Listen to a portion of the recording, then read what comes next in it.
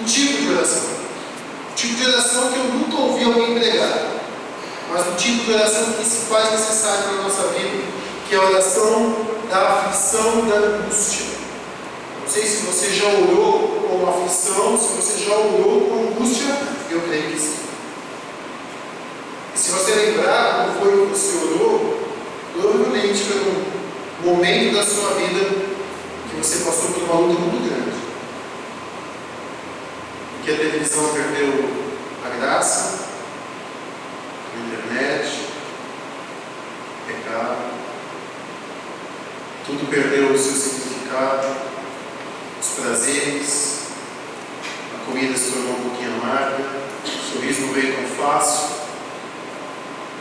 Parece que a oração se tornou então uma prioridade na sua vida. Só que não foi aquela oração que você gostaria de fazer, porque alguma coisa aconteceu. E ali está você agora orando e pedindo coisas que você não imaginava pedir. Clamar a Deus com o coração apertado, angustiado, aflito, que nos consola e que nos ajuda a entender que esse tipo de oração faz parte da vida cristã. Eu queria falar com os irmãos sobre esse tipo de oração, olhando a vida de Cristo e a sua oração antes do Calvário, lá em Marcos capítulo 14.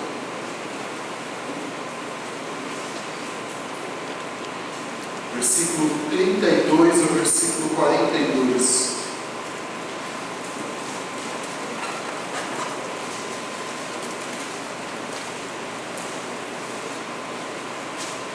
Marcos capítulo 14.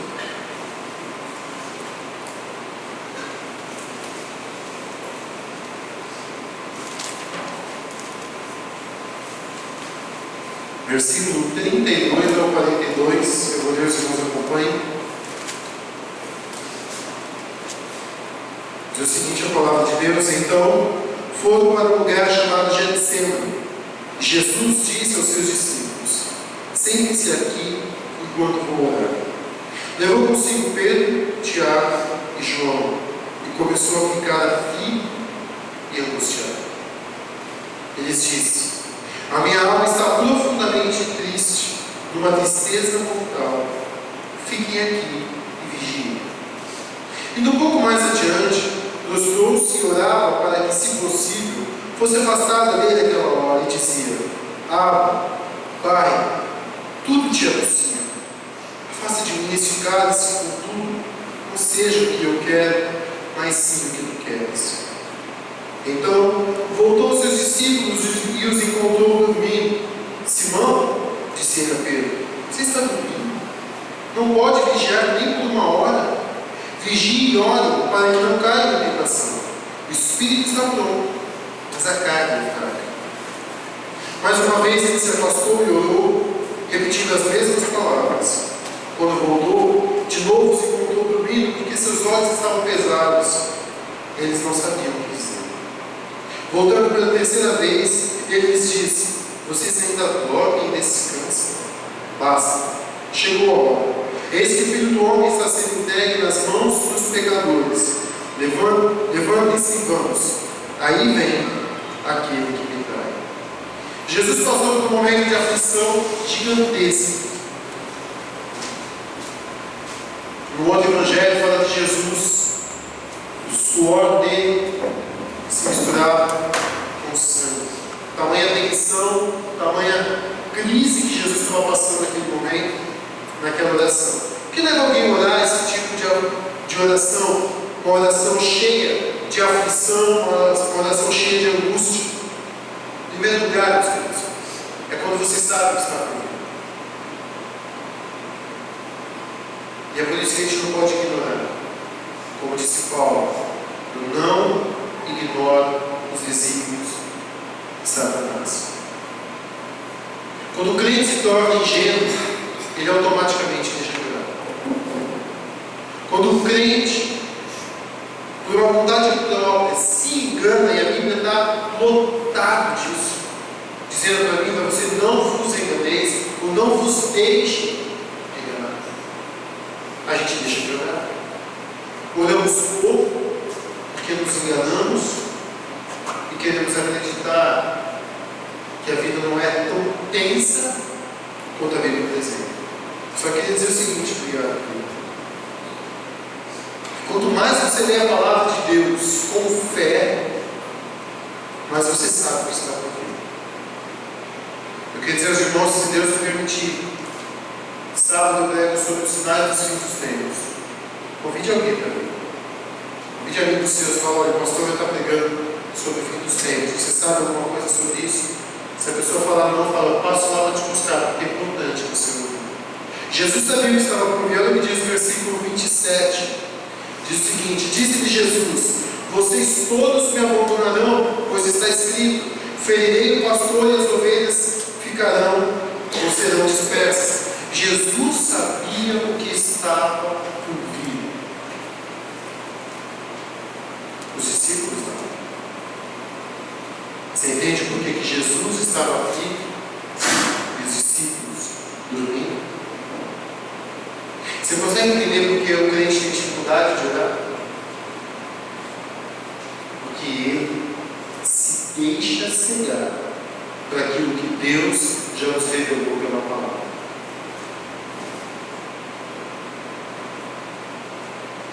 E aí, quando a gente fica sabendo da cirurgia, da separação, da perda, da confrontação, da tribulação, quando a gente fica sabendo que o nosso mar de rosas não existe, no mundo de aflição, aí a gente parte desse tipo de oração. Como é bom orar a oração preventiva, o que Jesus está fazendo. Ele esperou acontecer. Ele sabia que ia acontecer. Se você fosse o diabo e tivesse que atacar a sua vida, qual seria a sua estratégia?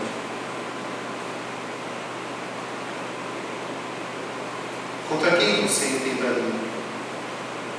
Contra o seu marido, seu filho, seu emprego, sua estabilidade financeira? Onde? Do que ele acusaria você? Qual é o seu ponto fraco? Agora, eu vou dizer uma coisa. É o que ele está fazendo. O que está fazendo?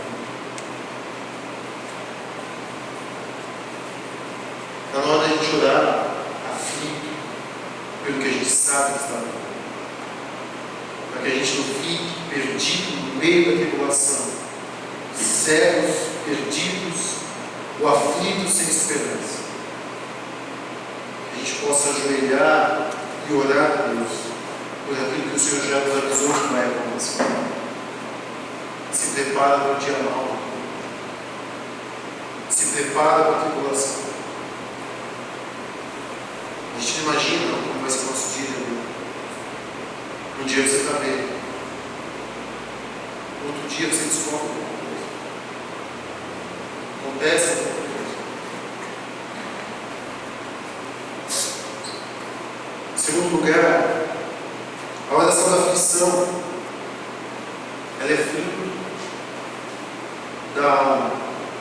Jesus diz lá no versículo 34 o seguinte aos seus discípulos: ele lhes disse, a minha alma está profundamente triste, uma tristeza mortal. O que Jesus estava sentindo antes dos cravos nas suas mãos, da coroa na sua testa, dos socos, da vergonha, do escárnio, antes de toda a zombaria, antes do pecado que lhe seria imposto, Jesus sofreu a aflição da alma, pelo que o Espírito Santo o avisava. Foi então que nós percebemos a relação da aflição. Ela é fruto de uma alma, de um crente avivado. O que é um crente avivado? Um crente que o Espírito Santo não é um item de decoração na sua apostila de teologia. Não é um item a ser discutido quando o assunto é pentecostal, tradicional. O Espírito Santo não é uma força que atua na nossa vida, mas ele é real, é Deus habitando em nós, e ele se comunica com o nosso homem interior, com a nossa parte material. Jesus está na sua alma sentindo a aflição daquilo que ele sabia pela palavra, mas estava vivo dentro dele pelo Espírito Santo. Porque você pode perguntar, pastor, eu sei o que está por vir, por que não me aflige? Porque é um tipo de aflição produzida pelo Espírito Santo na vida da gente. Quantos são os testemunhos de pessoas que já levantaram de madrugada porque o Espírito Santo incomodou suas almas e as levou a orar por pessoas, pela sua própria família? Quantas pessoas já não se sentiram incomodadas porque o Espírito Santo falando com o homem interior: olha, tem vindo guerra pela frente. Então, meu querido, a ação e a unção do Espírito Santo em nós não é só para nos fazer ter um vislumbre da glória de Deus, ou uma sensação, ou alguma coisa. A gente está no meio de uma guerra espiritual. Jesus estava às vésperas de uma batalha gigantesca, e o Espírito Santo estava anunciando as profecias que Jesus já sabia, trazendo ao coração, e aquilo afligindo Jesus e trazendo uma tristeza mortal à sua alma. Era dentro da tristeza dele, era interna, e isso antes que acontecesse. Quantos são os testemunhos de mães que Deus mandou orar pelos seus filhos? E Deus fala, ora. Eu lembro uma vez que eu acordei de madrugada, e Deus falou, ora, eu falei, tem alguma coisa acontecendo, era uma coisa dentro de mim. E eu falei, tem alguma coisa acontecendo, Deus me acordou. E eu fui lá para frente de casa, mas eu sabia que não era na minha casa, eu não sei explicar como eu sabia, mas eu sabia que não era. Mas eu fui lá conferir, eu falei, Deus, o que está acontecendo? Não era sonho, era Deus. E eu fiquei no corredor da minha casa, com as mãos levantadas, orando, e aí Deus tinha me falado para eu orar. E eu orei, meus queridos, orei um bom tempo, e só quando eu senti paz na minha alma, eu parei de orar, agradeci a Deus e fui deitar. A Bíblia diz que o Espírito Santo é vivo, é Deus, e Ele nos leva a oração. A Bíblia diz que nós não sabemos orar como convém. Então, oração tem tudo a ver com a unção, a plenitude, que é a direção do Espírito Santo, se comunicando com o nosso nome, com o nosso espírito, com a nossa mente, com o nosso ser interior. Jesus falou isso. É a minha alma que está falando. Não só pelo que eu sei, mas o Espírito Santo me dá. Então, meu querido, o que você sente? O que o Espírito Santo toca em você? Quantas vezes você já orou porque o Espírito Santo mandou você?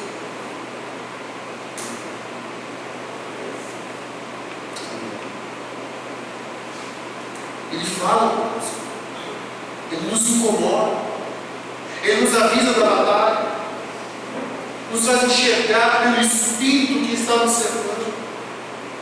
Eu já compartilhei com os irmãos, eu estava sentado na igreja fazendo devocional e Deus me mostrou a guerra espiritual em volta da minha vida e me levou a orar combatendo aquilo que o Senhor me livrou.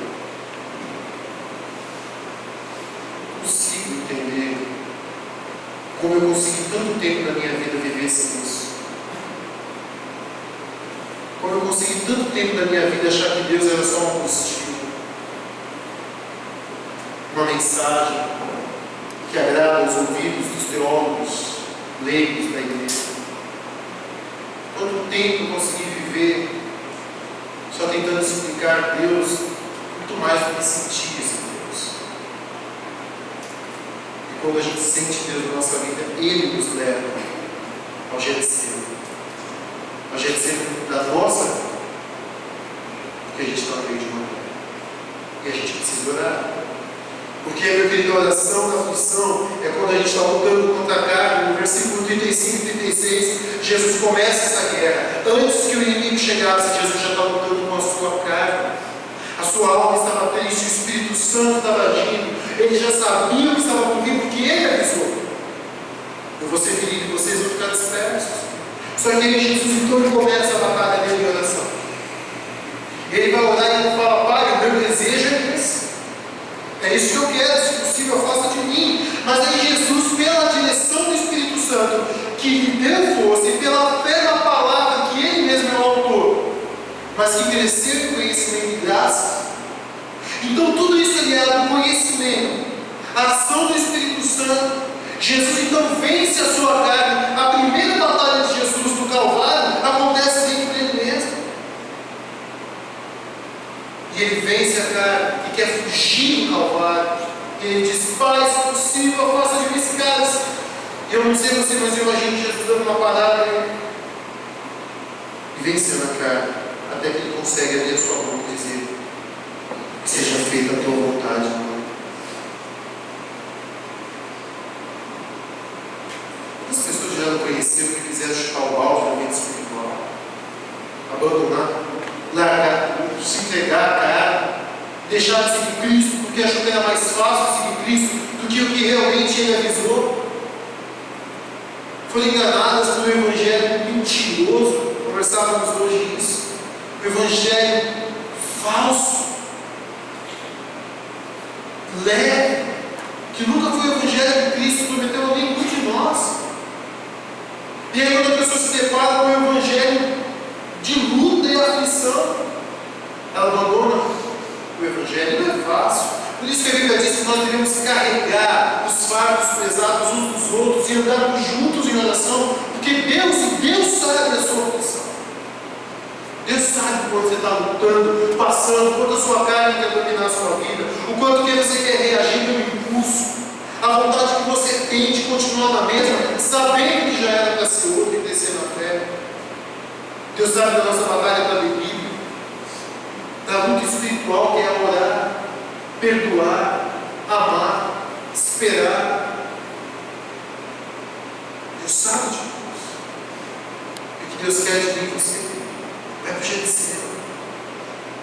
E quando você olhar a Deus, que Ele veja que você está lutando contra a carne, dizendo: Senhor, a minha vontade é essa. Eu estou com vontade de chutar o balde, Senhor. Eu estou com vontade de cair, eu estou com vontade de pecar, eu estou com vontade de ver, eu estou com vontade de falar, de fazer, de sentir isso. Mas eu não quero isso. A minha carne está aqui, ela quer, Senhor. Eu estou numa guerra dentro de mim, Deus. Mas eu quero a tua vontade, Senhor. A tua vontade, me ajuda. Me ajuda nas minhas aflições. Você vai sentir Deus no próprio nome, confortando você, te ajudando. Agora, quantos Deus tem visto orar desse jeito? A carne do inimigo terrível, ela quer o tempo todo o que é oposto ao que o Espírito Santo quer. Você quer perdoar? Está a carne continuando no. Você quer ser santo? Está a carne pedindo imoralidade sexual. Você quer abençoar? Está a carne querendo fazer você abençoar e falar com os outros. Você está querendo viver mais para Deus? Está a carne desejando os prazeres momentâneos deste século. Quanto temos chorado nessa guerra que só quem é crente sabe o que é. Quanto Deus tem visto as nossas lágrimas sendo derramadas porque a gente não aguenta mais desejar o mal, porque a gente não aguenta mais essa carne miserável querendo que a gente vá contra o autor da nossa vida, aquele que nos salvou, que a gente traia. Quanto sono tem vindo a vida dos crentes quando eles decidem estar com Jesus e orar mais. Você sabe?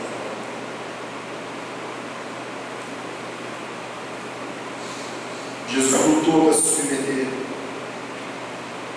E é luta. Eu estava lembrando dessa manhã a oração da mulher do Levar de Campos, quando eles tiveram o primeiro filho deles. Filha. Acho que alguns aqui já viram esse testemunho. E ela ficou doente, e eles orando. Um dia o Espírito Santo levou eles a orarem, entregando a filha deles a Jesus. E eles acabaram de orar, veio o telefone dizendo: não, que oração foi essa? Dizer: Senhor, eu quero a minha filha, mas seja feita a tua vontade. Os médicos disseram que ela não ia poder ter mais filhos. Eles têm 3 filhos, para a glória de Deus.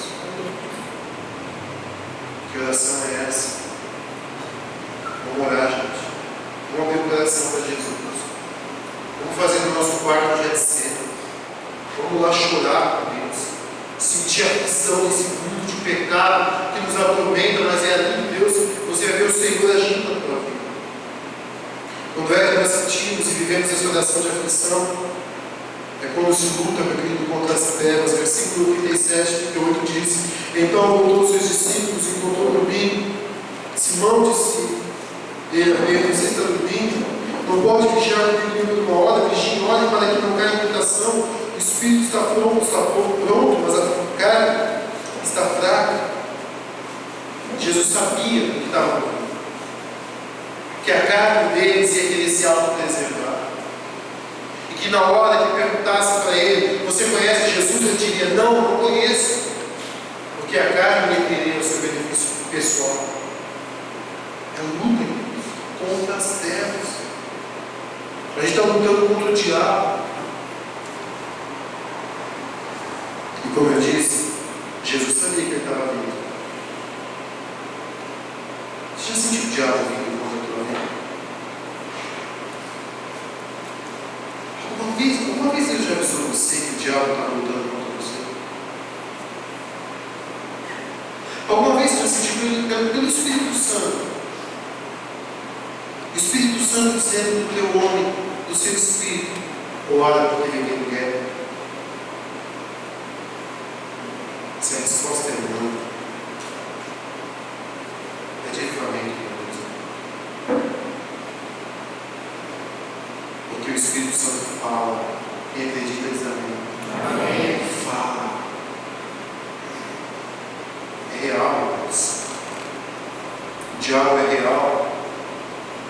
E a gente está vendo uma batalha. Se Deus te mover para orar, meu querido, corta o coração. Para tudo. Vai orar, porque vem batalha. Agora, eu vou dizer uma coisa para você, eu sei que deve ter gente que já pensou isso agora. Eu não preciso que o Espírito Santo fale para eu saber que o diabo está contra a minha vida. Então me responde: quanto você tem orado todos os dias contra as artimanhas do inimigo e do inferno? Que realmente não precisa. Que a Bíblia nos adverte, mas que o Espírito Santo fala conosco secreto.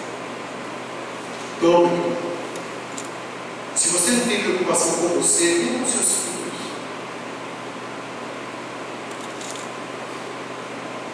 tenha com sua esposa, com seu marido,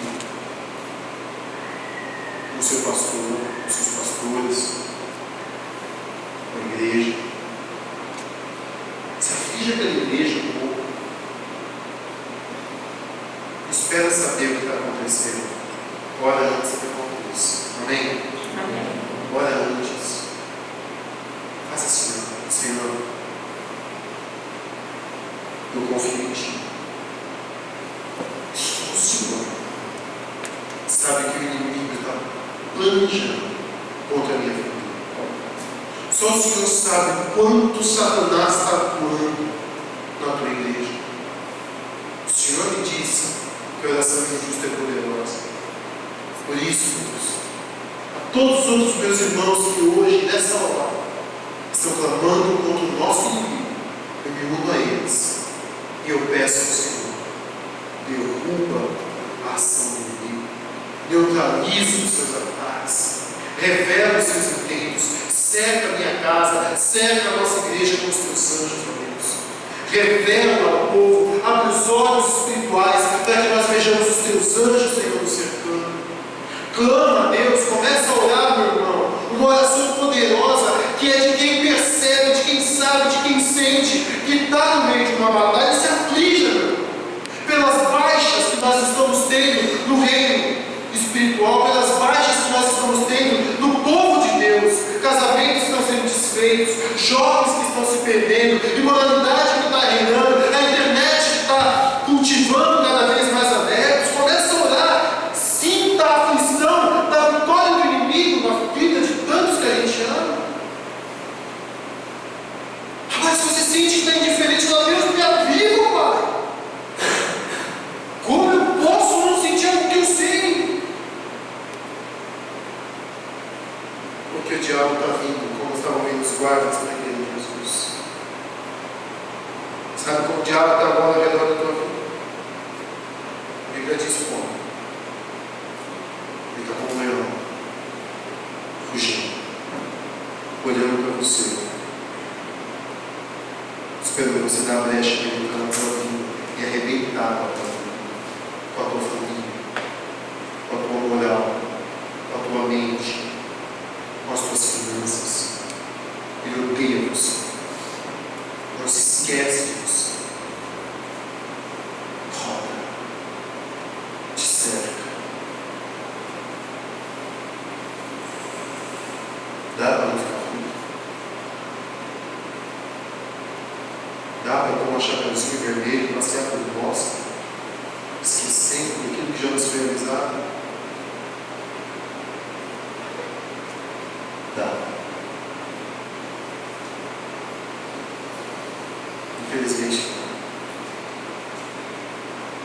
Infelizmente, muitos crentes têm isso.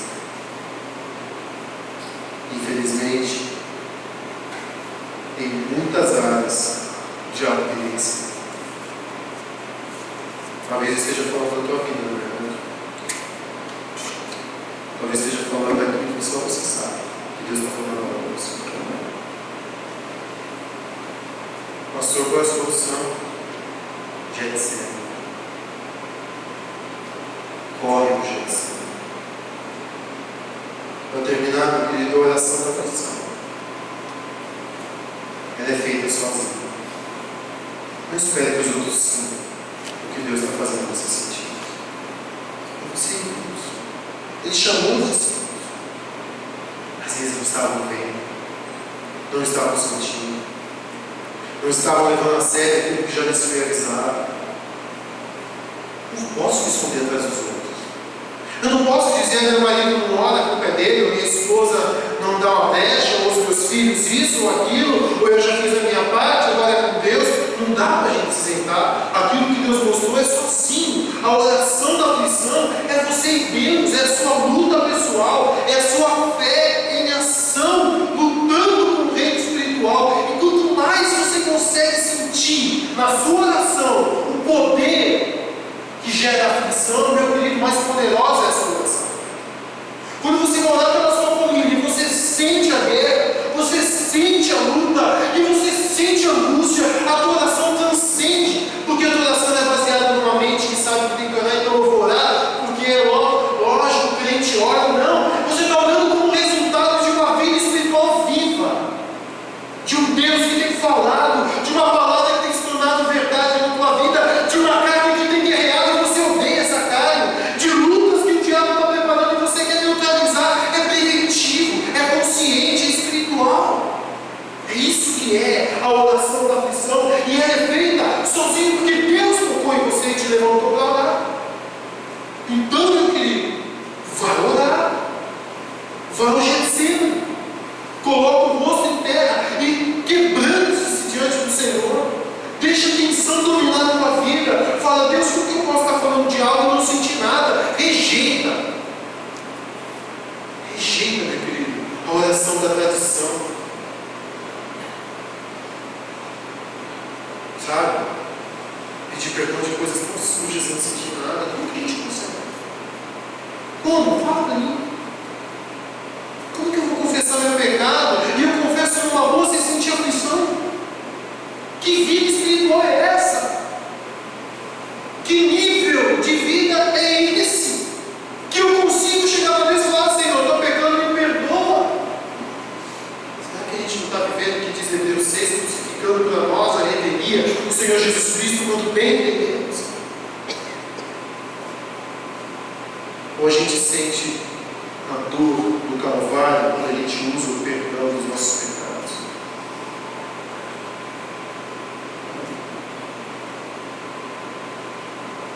Você entende o que Jesus falou? Então, no teu quarto, fecha a porta e vai de seu. Porque Ele quer que você sinta a oração que você faz. Ele quer que você entenda que a oração é viva, é relacionamento de intimidade, é transcendente. É entrar no Santo dos Santos e falar hoje, o pastor Guilherme falando, cara, como será que é ver Deus? Você pode não ver, você pode sentir Deus. Está na hora de você pesquisar na internet, na Bíblia, que eu uso o livro online, os homens que viram Deus, os homens que viveram a presença de Deus, e viram o que aconteceu com eles, e aí depois que você lê, fecha os seus olhos e fala assim: eu quero isso, Deus. Eu quero desse jeito. Eu quero isso. O que a oração da aflição produz? 3 resultados da oração da aflição na tua vida. O primeiro deles é força, versículo 41. Voltando pela terceira vez, ele lhes disse: vocês ainda dormem e descansam? Basta, chegou a hora. Eis que o Filho do Homem está sendo entregue nas mãos dos pecadores. Força para permanecer. Ele vem vindo. E eu não vou fugir. Eu vou ficar. Eu vou continuar nesse casamento. Eu vou continuar quando meu filho orar por ele.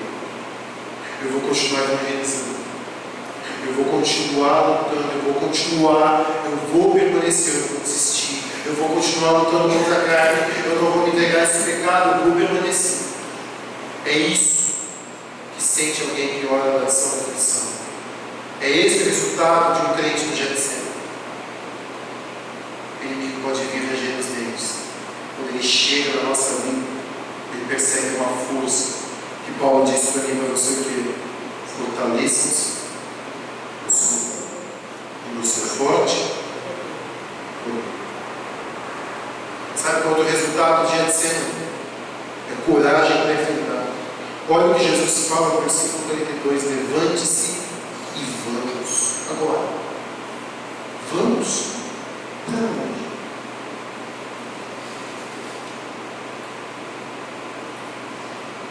Vamos encontrar Judas com os enviados do inimigo.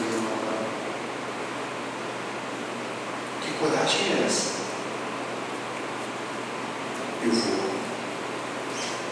Eu vou permanecer, mas eu vou enfrentar. Eu vou lutar essa batalha. O inimigo está diante de alguém forte no Senhor. Eu estou cheio de coragem, Deus. Coragem para amar, para ir até o fim, para enfrentar, para não abandonar, para não largar, para não desistir. Coragem para ser ridicularizado, coragem para ver o que Deus quer que eu viva. Meu querido, que vai no Getsemane, levanta daquela oração, forte e corajoso. E foi isso que Deus disse para Josué antes de conquistar a terra prometida. Força e coragem, esse é o resultado, essas são as marcas de um homem e uma mulher de Deus. Eles são fortes no Senhor, são corajosos em Deus, e eles enfrentam o inimigo, e é por isso que o inimigo odeia crente que ora de verdade, porque esses se opõem ao seu ministério. Esses oram e neutralizam todos os seus planos e conquistam de forma ainda mais intensa o ódio do inimigo por eles. É o que os nossos irmãos que se denominam pentecostais chamam de retaliação. Você vai orar contra mim? Você vai se tornar um homem de oração, uma mulher de oração? Não te ver. Eu vou orar para você. Jesus o perdoou. Se você percebe depois o que Jesus passou, quando ele foi ao encontro de Pedro, você fala: de onde vem essa coragem? E a resposta é: da oração do Getsemane. Ele foi orar para poder enfrentar. Ele foi orar para se fortalecer na batalha. E Jesus foi orar pedindo sabedoria para reagir. Porque, meu querido, eu vou dizer uma coisa para você. Quando você estiver lutando contra as trevas, você ganha força e permanece. Coragem e enfrenta. Você vai ter que pedir a Deus muita sabedoria. Porque a gente vence diferente do que o mundo chama de vitória. O mundo vence falando mais alto, dando troco, retribuindo mal com mal. A gente. Pedro, o camarada que não tinha orado porque ignorou que tinha sido avisado. O camarada que não tinha orado porque não estava na ação do Espírito Santo, porque não quis e não lutou contra o sono da carne, porque ignorou que o diabo estava vindo. Esse homem que viveu tudo isso e ficou lá junto com os outros dormindo, foi o camarada que na hora da guerra reagiu como o mundo reage, puxou a espada e cortou a orelha de mal. Mas Jesus, forte e corajoso, e agora com sabedoria que veio do Getsemane, ele pega a orelha de mal e coloca no lugar. Olha para Pedro, e ao invés de lutar contra aqueles que estavam sendo usados por Satanás, ele olha para Pedro e diz: Pedro, quem com a espada ferir, com a espada será ferido. Abaixa a espada. Não é assim que a gente pensa. Se alguém tira a tua capa, nem pensa que é melhor do mundo. Se alguém pedir para você dar uma milha, vai duas. Se alguém te pedir algo, dê. E se te baterem no teu lado, no teu rosto, dá outra face. Quando alguém te amaldiçoar, bendiga. Abençoe aqueles que te perseguem, ore por eles. É assim que se levanta uma pessoa do Getsemane. É assim que uma mulher que está sofrendo com o marido, ela se levanta do coração do Getsemane e o marido faz mal a ela e ela retribui com amor. É assim que se levanta a paz que vão morar com os seus filhos do Getsemane. O filho vem com toda a sua autocriação e gratidão, mas ele retribui com sabedoria e amor. É assim que nós levantamos o Getsemane, igreja. Nós levantamos com uma sabedoria divina em nós, onde a gente sabe que pode ser que por mundo a gente está perdendo, mas a gente está ganhando no Senhor, amém, igreja? A gente está vencendo com as armas espirituais que são muito poderosas. O diabo quer que você vença, reaja mal com o mal. Mas quando a gente ora, pode vir o mal que for, a gente reage também. E a gente vence. A bênção vem. O Senhor retribui sobre as nossas vidas. E você pode até sofrer por um pouco de tempo. Mas o crente que ora no Getsemane, não está no texto, eu vou falar agora do que eu creio. O Espírito Santo me diz: Deus não está com ele. E Jesus encarou a cruz. Por quê? Porque ele estava fortalecido. Sabe o que aconteceu? Deus lhe deu um nome que está acima de todo nome. Glória a Deus. E ao seu nome todo joelho se dobra. Toda língua vai confessar que Ele é o Filho de Deus. Da glória de Deus Pai. Quando a gente vai ao Getsemane, a batalha pode até vir. Você pode até sofrer. Deus vai colher as suas lágrimas. Deus vai pegar o teu espírito quebrantado e abatido e vai renovar a tua vida. E quando Deus fizer isso, vai ficar nítido para todo mundo quem é o Deus da sua vida, a quem você serve. Não espere a aflição para ir para o Getsemane. Vai antes. Não vai pedir para Deus curar só. Não vai pedir para Deus agora levantar o caído. Vai pedir a Deus lá no Getsemane. Coragem, força e sabedoria. Amém? Amém. Coragem, força e sabedoria. Que Deus abençoe.